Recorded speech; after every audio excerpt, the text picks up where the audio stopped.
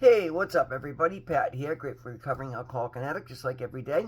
Guys, please don't forget to subscribe, leave the video a like, drop me a comment, and by all means, share it with anybody you think might get something out of it. How is everybody today, guys? Happy Friday. As you all know, I love Fridays, mostly because it's my weekly AA meeting. I'm honored to be able to chair the meeting, and I'm always so invigorated. I love my meeting. Today was absolutely exceptional. Yeah, just a great day. A very pertinent reading. Won't get into that, but more importantly, it was the power of the program. Like three of my favorite people were there: Mo, Marlene, and Mardine. If you guys are watching, hey, thank you all so much. Mardine celebrating 34 years of sobriety, and that's just amazing, right? So, we didn't have a chip presentation for her, but when I realized it was, I stopped the meeting for at the end of the chip presentations and brought her up and gave her a hug. And just like, that's awesome, man. She's one of my favorite people in recovery. Every time I see her, we have a good laugh. We text back and forth on occasion. Marlene's one of my best friends. Mo is almost like a mother figure. I love that woman. She gave me a kiss on the cheek and thanked me for covering the meeting for her. I think last week, because she wasn't feeling well. Got my buddy Chris's number. Like every week, things progress. My buddy Andy invited me out to lunch. Unfortunately, I had a couple of calls come in at the beginning of the meeting, so I wasn't able to go enjoy lunch with him. But just the feeling a part of something, listening to everybody else, the upbeat nature of the group, the way we support each other. Like, I leave there every week feeling so good, guys. It's so important to find a good meeting. There are some really, really amazing meetings out there. If you find one you don't like, check for another one, guys. And yeah, I'm gonna leave it at that. Yeah, and actually, ironically, that's a perfect segue, guys, because realizing in recovery, I can't do it alone, but together we can, and that's what we're going to talk about today, guys. The gist for today, any meditation reading, is titled "I Can't, We Can." I can't, we can. We had convinced ourselves that we could make it on our own and proceeded to live on that basis. The results were disastrous, and in the end, each of us had to admit self sufficiency is a lie. I can't, but we can.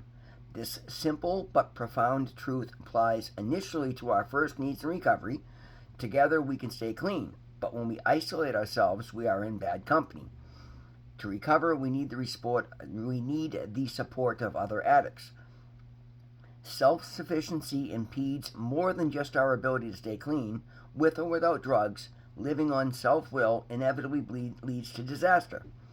We depend on other people for everything from goods and services to love and companionship. Yet self will puts us in constant contact with these very people. To live a fulfilling life, we need harmony with others. Other addicts and others in our communities are not the only ones we depend on. Power is not a human attribute, yet we need power to live. We find it in a power greater than ourselves, which provides the guidance and strength we lack on our own. When we pretend to be self sufficient, we isolate ourselves from the one source of power sufficient to effectively guide us through life, our higher power, God. Self sufficiency does not work. We need other addicts, we need other people, and to live fully, we need a power greater than our own, God. And the affirmation is just for today. I will seek the support of other recovering addicts, harmony with others in my community, and the care of my higher power, God. I can't, but together we can. And that's great, guys. I love that reading. I love the fact, and I mentioned this recently to my family. I'm like, you know what? One of the things that there's so many different metrics I can look at in my life today, and I do, and that's a beautiful thing in and of itself, because that's something I could never have said in my past life. I used to ignore everything at all costs because I couldn't stand the results or the honesty. Today I love it. I love being more honest. I love being rigorously honest, and that's something I talked about yesterday in the video, and it's something I absolutely needed to learn, and I'm so incredibly grateful that I have.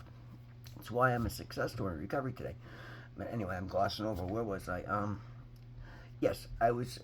One of the metrics I use today to gauge how well I'm doing in recovery is the fact that I'm becoming more involved constantly in my home group, in other meetings, in recovery in general, reaching out to more addicts. yeah, I'm looking into. As a matter of fact, I've decided the person I'm going to ask to be my sponsor. I've got to reach out and get his number. It's somebody that I'm so incredibly happy we bumped back into each other, because it's somebody that made recovery attractive to me on my last attempt. It's somebody who has the type of no nonsense, straightforward approach that I do well with. It's somebody whose recovery I respect, and I know that he respects the program that I'm working today. He's made that clear in the few times I've seen him lately. And the reason I bring this up, that was the topic of the reading today, and I'm excited for that because I don't know what benefits it's going to bring about, but I know.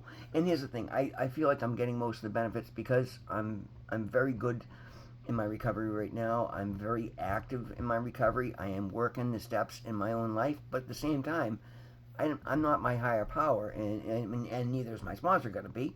But I know that the more I dive into this program, the better things are going to get. And things are going so well, and I've been doing so comfortable that I'm like, I almost want to, I wanted to hold on to it as a tool for my back pocket in case in this second year I start to struggle. And I realized the absurdity of that. I didn't want to rush out and get a sponsor this time, because that's what I've done in the past, and I've done it for the wrong reasons. I have been absolutely blown away by the beauty and the expansion and the growth, and then it's come to, the reason it's really come to my attention is because now I'm working a program and doing so well that I have people asking me to sponsor them, and I can't do so. I wouldn't feel right doing so. There's no law that says I can't, but I wouldn't feel comfortable, and I would feel I'd be selling them short if I didn't go through the steps with a sponsor that I deeply respected myself. So that is in and of itself is a great reason, because I do want to be of service. I do, and again, further than that, I want the benefits. I'm like, why should I wait till I have a problem when I can do more things that are going to help me grow in my program and reach a higher level of respect for myself, more understanding for the reasons I did the things I did, more tools in my pocket to help me live a better life. Like, that's all the reason I need right there. So now it's more like, okay, I feel very comfortable. And bottom line, it's like everything else I've done in this program. I've waited till God has put the signs in front of me and kind of led me to the same question repeatedly, or the same opportunity repeatedly, and said, okay, you know what? Now feels like the time. And that's all the reason I need today, guys. And that's the beauty of the program that I work. My conscious contact with my higher power, God, is so strong and so clear today that, like I talked about on Wednesday's video, guys, I did that job Wednesday, that sewer house trap. Again, I've done 4 or 5 of them. This one had some different variables, and again, I'm impressed with the fact that today I took the time to go and look at the job and recognize the issues that could be there. And I'm glad I had that healthy fear, not to stop me from doing it, but to make me pay attention to what I was doing and go get, cover my bases to make sure I was prepared to do the job. Then, because I just had that little, back of my head, like, I hope I'm not wrong here. I hope I'm not taking on more than I could do. Maybe should I go get somebody to help? I brought it up in prayer, and immediately I'm like, nope, we're good. Just, cross your T's, dot your I's, be prepared, be on point, and get in there and get it done. And then I go in there to do this thing. Guys, if this had gone, if I had finished it, I knew I had to finish it that day, but had it gone until 3 o'clock in the afternoon, I would have been thrilled, just because it came out the way it did. But the fact that I was done by 10 o'clock in the morning was supernatural. And again, like, I'm going, and the answer was immediately clear. I get in my truck and I'm going over the variables, and again, I already knew what the answer was. I'm like, wow, yeah, I did my part of it, but I also brought this up in prayer, and all of a sudden I get a supernatural result. These are things that happen quite a bit in my life. Again, just like the sponsor situation, and here's the beauty of it, guys. I don't have to know what's going on. I just go blind faith and trust that God is going to provide for me as long as I do my part, and I go and I do my part. I try to be the best person I can. I try to make good decisions. When I fall, I admit I'm wrong, and I try to make amends when necessary, but I go out of my way not to judge and just try to be that best version of myself that so many people talk about and then turn around and do something else. I'm not perfect, but I try my damnedest to not be a hypocrite. I try my best to do my very best with this program, to chase recovery like I chase the drugs.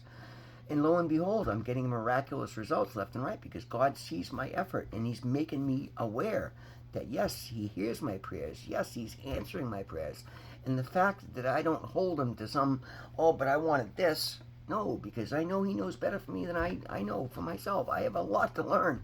I proved that by the last 40 years of my life. Like, I don't have all the answers. I make a lot of stupid mistakes left to my own devices.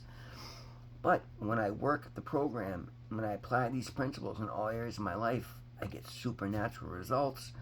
You know, I'm looked at as a leader in my group, and a lot of these people have years more sober time than I do. But it's not about the time, it's about the quality. And they see that I work a serious program. I bring a positive energy. I reach out to everybody. I'm not cliquey, and that's one thing I love about myself today because I've often been on the outside of cliques and felt like, oh, they're the in group, you know, and what do I do to get, no, like that's not the case with our group. Every person that comes into my group, I learn their name. A lot of the newcomers have attendance sheets, so I get to sign the attendance sheet. So I make it a point of speaking with them at the end of the meeting.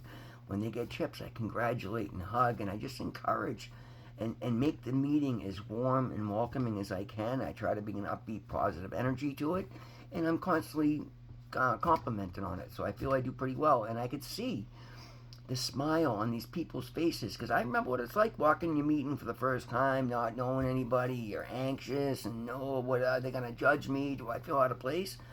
And then I go out of my way to be warm and welcoming, and so does my group. It's not just me. It is us as a whole. We can. Our group is so incredibly inviting and so incredibly welcoming that you see these people lighting up by the end of that meeting. And as a result, I've seen so many people that become part of our group because they just feel so incredibly welcomed. And I'm honored to be a part of that today. I'm honored the fact that I'm able to see these things, recognize them, see the power in them, and then add to them. And I'm good at that today. That's one of my natural attributes. I'm a very positive person. I'm a very welcoming person. Guys, I've been through what anybody else has been through and then probably then some. So I'm not about to judge anybody. I've lived homeless on the street where I was in disgusting, nasty clothes and hadn't showered and just like every rotten thing in life. Been there, done that. So who am I to judge? I don't look at where I am today and say, oh, no, I do this to prove to every one of them at their lowest and their weakest when they're scared and vulnerable and they don't know what the next move is. Turn it over, follow the program. You'll get amazing results. And I share my story openly and honestly. Guys, I'm going to give a free plug. There's a company called Lucid. Anybody in recovery, go check them out. LOOSID. They do sober merchandise and apparel and different, all sorts of different merch. They are offering a line of customizable hoodies and t-shirts and also, whatever, dog tags, cups, whatever, all sorts of stuff. Well, I've ordered myself and a friend some hoodies and t-shirts that have my custom sobriety date on, her custom sobriety date on it, because I think it's an amazing thing. And I love the fact that recovery is starting to get to that point where it's no longer that shame of, hiding in a church basement on a Friday night, going sneaking in the back way. No, like I wear my addiction clothing with pride. I wear them everywhere. I don't care who asks, and anybody that is gonna judge me accordingly, anybody can judge me. Because it doesn't matter. Nobody's opinion in this world matter but God, and God is judging me and then showering blessings upon me. So that tells me I'm passing my judgment, and not perfectly. I can do better, and I try to do better constantly. My point being is, anybody that's going to look down on me because I suffer the disease of addiction and I'm fighting it and I'm winning it and I'm promoting recovery is somebody I don't want anything to do with. I don't want any part of it. I don't want anything to do with them, and I won't have that. And that's the beauty of working a recovery program, because I remember so many times in life I could completely not appreciate somebody. I could have horrible feelings knowing somebody's an evil, terrible person, and yet because of my addiction I was forced to either be in their company, work for them, like they could lord something over my head.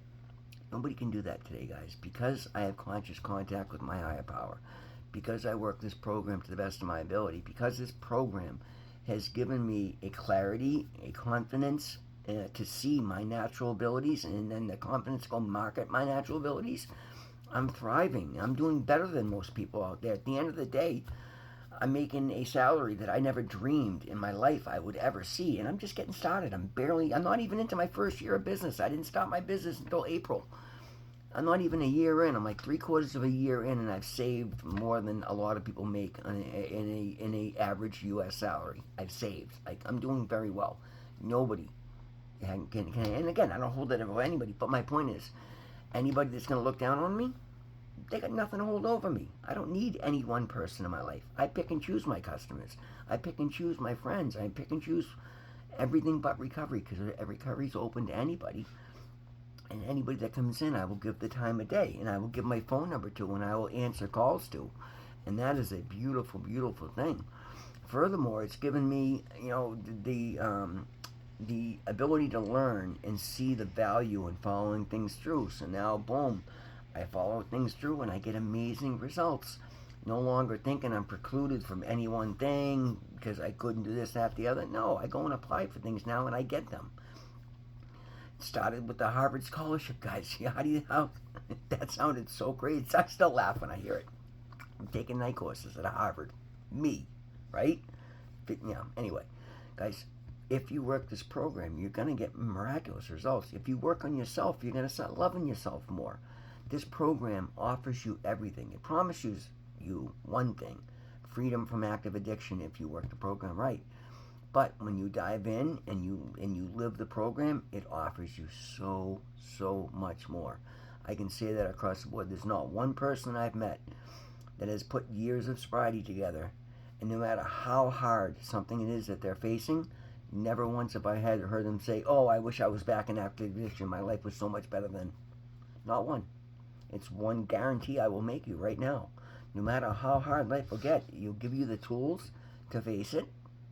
You never have to face it alone, because if you're part of a group, you're part of a community, and you'll have people there to support you and will help you. And over and above, like, somebody's going to have something that's going to help you get through that next moment, whether it's just an ear, a hug, a handshake, or a physical tool to get you there, or an opportunity to get you out of it, or whatever it might be. Only time will tell, but you'll never know if you don't try. Guys, like, I totally understand now, as powerful as I am, it's because I gave it away. I surrendered. I found power in surrender. I found beauty in the group.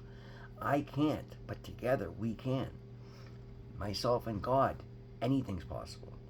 Recovery with the group is all but a guarantee at this point, because I'm thriving. I'm loving my life. And you know what? I'm going to bring up one other point where we're getting ready to close the video, guys. I just got my notice today that my appointment with my Sublocade doctor is this coming Wednesday. So this is the first month that I've extended to 5, I think it was just over 5 weeks now. Fantastic, right? So when I go into my appointment next week, I'm going to set the next one for 6 weeks.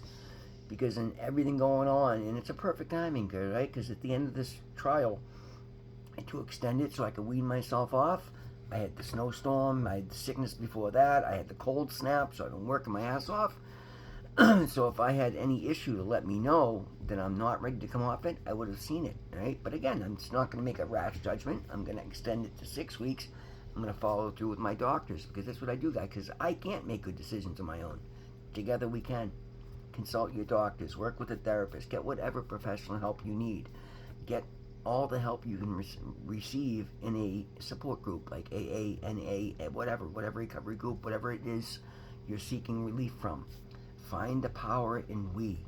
There is so much more power in we than there is in I. There always will be. Isolated, oh, I'm in a bad neighborhood. As part of a group, I'm just another support figure there, and we can do amazing things. Guys, that's the video for today. Happy Friday, everybody. Thank you so much for being here with me. Always remember, God loves you. I love you. We'll see you in the next one.